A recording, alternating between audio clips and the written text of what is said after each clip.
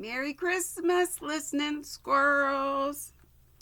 Here's our story called A Christmas Tree and a Wedding by this person. I mentioned it yesterday that it was coming up. I wouldn't even try to pronounce that. A Christmas Tree and a Wedding, first published 1848. The other day I saw a wedding, but no, I had better tell you about the Christmas tree. The wedding was nice. I liked it very much, but the other incident was better. I don't know how it was that. Looking at that wedding, I thought of that Christmas tree. That was what happened just 5 years ago on New Year's Eve. I was invited to a children's party. The giver of the party was a well-known and businesslike personage with connections, with a large circle of acquaintances, and a good many schemes on hand, so that it may be supposed that this party was an excuse for getting the parents together and discussing various interesting matters in an innocent, casual way. I was an outsider. I had no interesting matter to contribute, and so I spent the evening rather independently. There was another gentleman present who was, I fancied, of no special rank or family, and who, like me, had simply turned up at this family festivity. He was the first to catch my eye. He was a tall, lanky man, very grave and very correctly dressed, but one could see that he was in no mood for merrymaking and family festivity. Whenever he withdrew into a corner, he left off smiling and knitted his bushy black brows. He had not a single acquaintance in the party except his host. One could see that he was fearfully bored, but that he was valiantly keeping up the part of a man perfectly happy and enjoying himself. I learned afterwards that this was a gentleman from the provinces who had a critical and perplexing piece of business in Petersburg, who had brought a letter of introduction to our host, for whom our host was by no means con amour, using his interest, and whom he had invited out of civility to his children's party. He did not play cards, cigars were not offered him. Everyone avoided entering into conversation with him, most likely recognizing the bird from its feathers. Sounds kind of like Scrooge. And so my gentleman was forced to sit the whole evening stroking his whiskers simply to have something to do with his hands. His whiskers were certainly very fine, but he stroked them so zealously that, looking at him, one might have supposed that the whiskers were created first and the gentleman only attached to them in order to stroke them. In addition to this individual who assisted in this way at our host family festivity, and in parentheses, he had 5 fat, well-fed boys. I was attracted too by another gentleman, but he was quite of a different sort. He was a personage. He was called Yulian Mastakovich. From the first glance, one could see that he was an honored guest and stood in the same relation to our host as our host stood in relation to the gentleman who was stroking his whiskers. Our host and hostess said no end of polite things to him, waited on him hand and foot, pressed him to drink, flattered him, brought their visitors up to be introduced to him, but did not take him to be introduced to anyone else. I noticed that tears glistened in our host's eyes when he remarked about the party that he had rarely spent an evening so agreeably. I felt as it were frightened in the presence of such a personage, and so after admiring the children, I went away into a little parlor which was quite empty and sat down in an arbor of flowers which filled up almost half the room. The children were all incredibly sweet and resolutely refused to model themselves on the grown-ups, regardless of all the admonitions of their governesses and mammas. They stripped the Christmas tree to the last sweetmeat in the twinkling of an eye, and had succeeded in breaking half the playthings before they knew what was destined for which Particularly charming was a black-eyed, curly-headed boy who kept trying to shoot me with his wooden gun, but my attention was still more attracted by his sister, a girl of 11, quiet, dreamy, pale, with big, prominent, dreamy eyes, exquisite as a little cupid. The children hurt her feelings in some way, and so she came away from them to the same empty parlor in which I was sitting and played with her doll in the corner.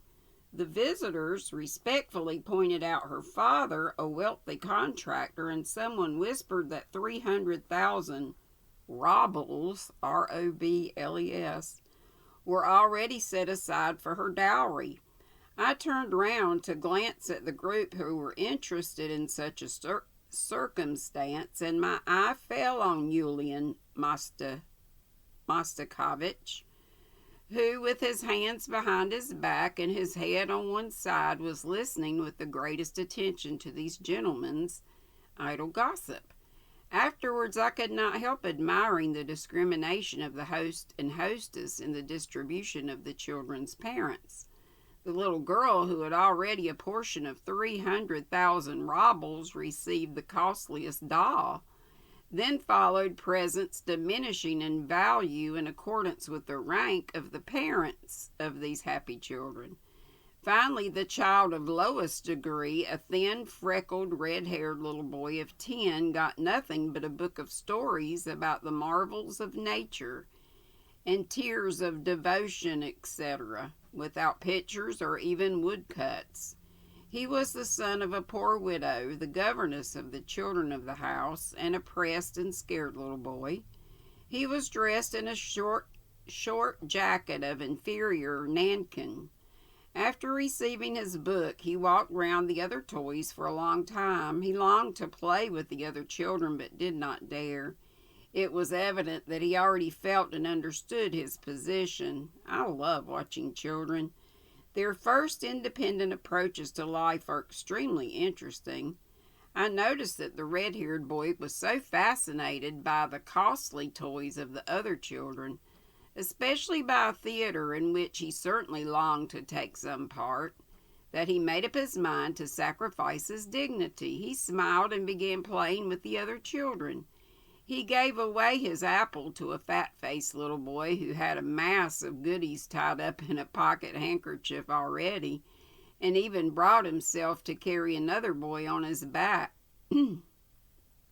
simply not to be turned away from the theater.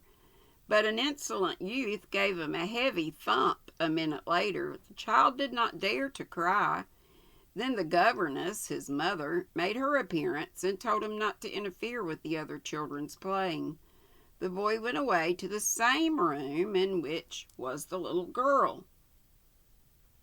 She let him join her, and the two set to work very eagerly dressing the expensive doll. I had been sitting more than half an hour in the ivy arbor, listening to the little prattle of the red-haired boy and the beauty with the dowry of 300,000, who was nursing her doll, when Yulian Mostakovich suddenly walked into the room. He had taken advantage of the general commotion following a quarrel among the children to step out of the drawing room. I had noticed him a moment before talking very cordially to the future heiress's papa, whose acquaintance he had just made, of the superiority of one branch of the service over another. Now he stood in hesitation and seemed to be reckoning something on his fingers. 300, he was whispering. 11, 12, 13, and so on, 16, 5 years. Supposing it is at 4%, 5 times 12 is 60, yes, to that 60, well, in 5 years we may assume it will be 400. Yes, but he won't stick to 4%, the rascal. He can get 8 or 10, well, 500, let us say. 500 at least, that's certain. Well, say a little more for frills. His hesitation was at an end. He blew his nose and was on the point of going out of the room when he suddenly glanced at the little girl and stopped short. He did not see me behind the pots of greenery. It seemed to me that he was greatly excited. Either his calculations had affected his imagination or something else, for he rubbed his hands and could hardly stand still. This excitement reached its utmost limit when he stopped and bent another resolute glance at the future heiress. He was about to move forward, but first looked round, then, moving on tiptoe as though he felt guilty, he advanced towards the children. He approached with a little smile, bent down and kissed her on the head. The child, not expecting this attack, uttered a cry of alarm. "What are you doing here, sweet child?" he asked in a whisper, looking round and patting the girl's cheek. "We are playing." "Ah, with him?" Yulian Mastakovich looked askance at the boy. "You'd better go into the drawing room, my dear," he said to him. The boy looked at him open-eyed and did not utter a word. Yulian Mastakovich looked round him again and again bent down to the little girl. "And what is this you've got? A dolly, dear child?" he asked. "Yes, a dolly," answered the child, frowning and a little shy. "A dolly. And do you know, dear child, what your dolly is made of?" "I don't know," the child answered in a whisper, hanging her head. "It's made of rags, darling. You had better go into the drawing room to your playmates, boy," said Yulian Mastakovich, looking sternly at the boy. The boy and girl frowned and clutched at each other. They did not want to be separated. "And do you know why they gave you that doll?" asked Yulian Mastakovich, dropping his voice to a softer and softer tone. "I don't know." "Because you have been a sweet and well-behaved child all the week." At this point, Yulian Mastakovich, more excited than ever, speaking in most dulcet tones, asked at last in a hardly audible voice, choked with emotion and impatience, "And will you love me, dear little girl, when I come and see your papa and mama?" Saying this, Yulian Mastakovich tried once more to kiss the dear little girl, but the red-haired boy, seeing that the little girl was on the point of tears, clutched her hand and began whimpering from sympathy for her. Yulian Mastakovich was angry and earnest. "Go away! Go away from here! Go away!" he said to the boy. "Go into the drawing room. Go in there with your playmates." "No, he needn't, you go away," said the little girl. "Leave him alone, she said, almost crying. Someone made a sound at the door. Yulian Mastakovich instantly raised his majestic person and took alarm, but the red-haired boy was even more alarmed than Yulian. He abandoned the little girl and, slinking along by the wall, stole out of the parlor into the dining room. To avoid arousing suspicion, Yulian Mastakovich, too, went into the dining room. He was as red as a lobster, and glancing into the looking glass, seemed to be ashamed at himself. He was perhaps vexed with himself for his impetuosity and hastiness. Possibly he was at first so much impressed by his calculations, so inspired and fascinated by them, that in spite of his seriousness and dignity, he made up his mind to behave like a boy and directly approach the object of his attentions, even though she could not really be the object of his attentions for another 5 years at least. Gross. I followed the estimable gentleman into the dining room, and there beheld a strange spectacle. Yulian Mastakovich, flushed with vexation and anger, was frightening the red-haired boy, who, retreating from him, did not know where to run in his terror. "Go away! What are you doing in here? Go away, you scamp! Are you after the fruit here, eh? Get along, you naughty boy! Get along, you sniveler, to your playmates!" The panic-stricken boy, in his desperation, tried creeping under the table. Then his persecutor, in a fury, took out his large batiste handkerchief and began flicking it under the table at the child, who kept perfectly quiet. It must be observed that Yulian Mastakovich was a little inclined to be fat. He was a sleek, red-faced, solidly built man, paunchy, with thick legs, what is called a fine figure of a man, round as a nut. He was perspiring, breathless, and fearfully flushed. At last, he was almost rigid, so great was his indignation, and perhaps, who knows, his jealousy. I burst into loud laughter. Yulian Mastakovich turned round, and in spite of all his consequence, was overcome with confusion.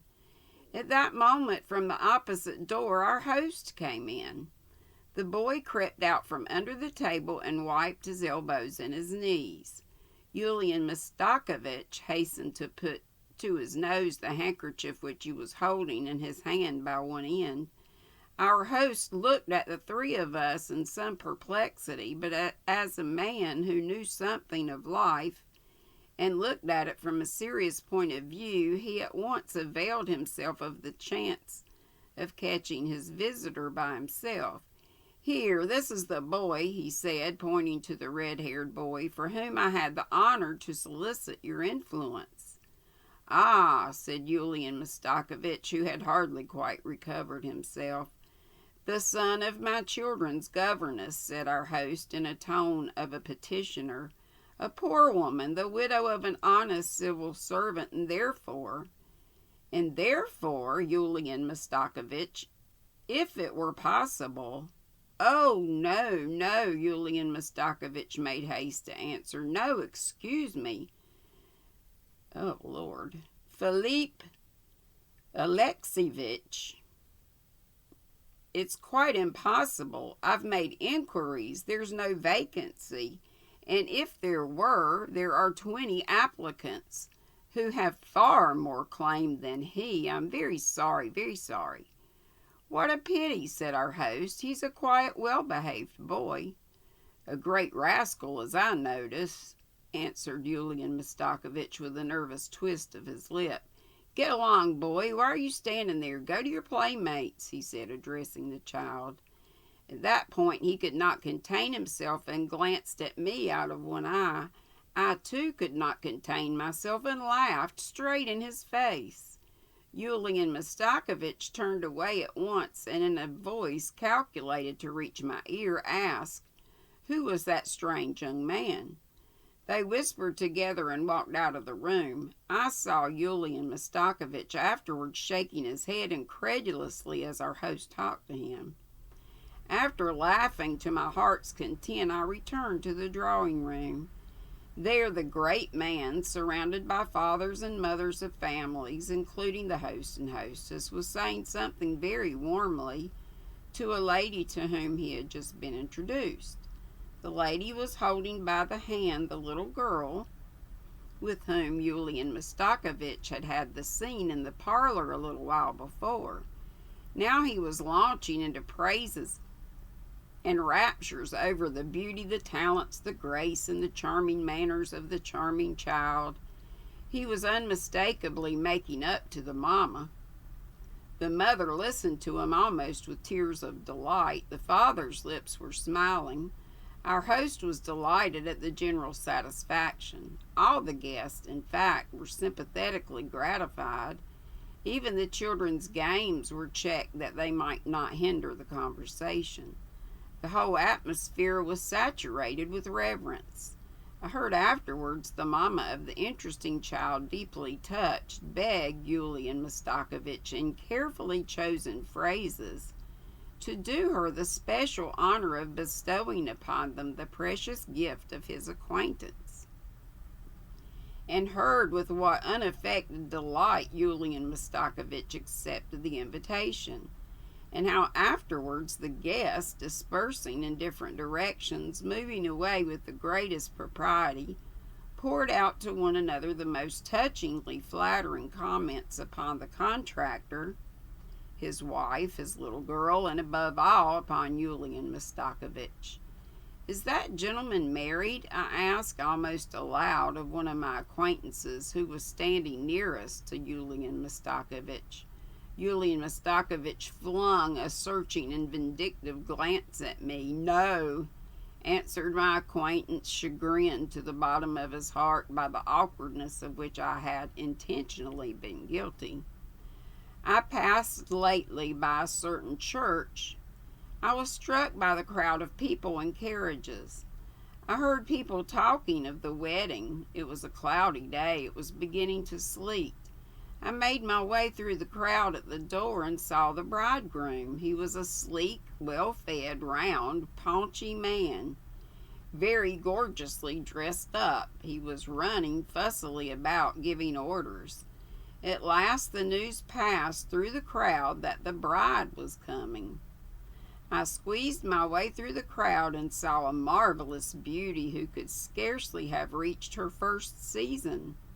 But the beauty was pale and melancholy. She looked preoccupied.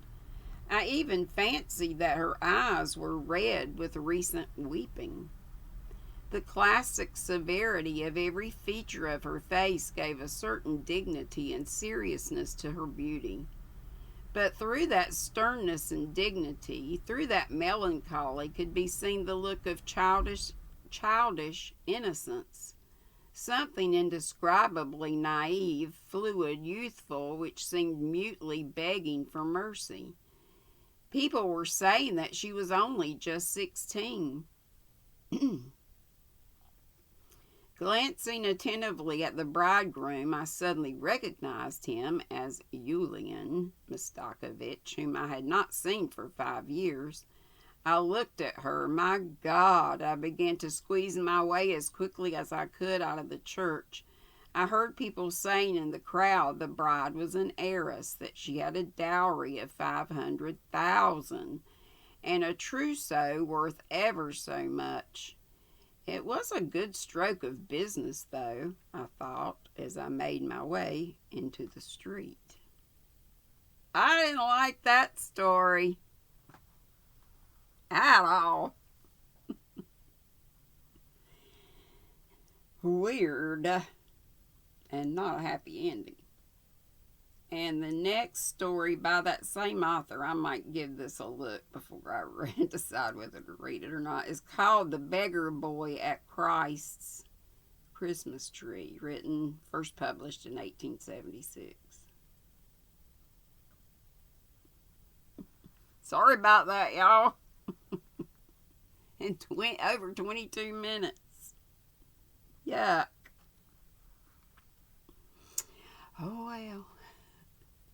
Y'all have a Merry Christmas. I hope you're doing something Christmassy, baking, singing, coloring, watching Christmas movies, being with family, all the good stuff. And should see you tomorrow live at 5. Hopefully, good Lord willing, and the creek don't rise. And also for a reading. Love y'all. Be sweet, don't be ugly. Bye-bye.